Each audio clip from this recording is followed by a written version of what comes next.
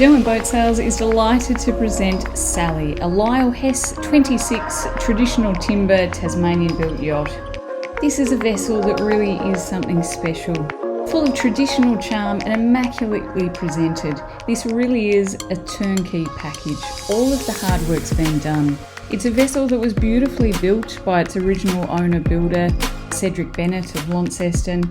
Only on its second owner, the current fastidious owner has undertaken an extensive refit, and this boat absolutely gleams inside and out. There is simply nothing to do but step on board and enjoy sailing at its absolute finest. Constructed entirely of Tasmanian timbers, it features Huon Pine below the waterline, Celery topsides and deck, and even grown Myrtle knees. The attention to detail is absolutely remarkable. Everywhere you look, you find another great feature that really sets this boat apart.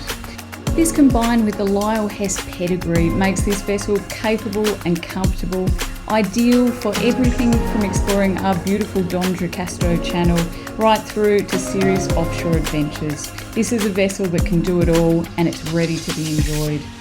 Don't miss out on this rare opportunity. Contact us today to arrange an inspection.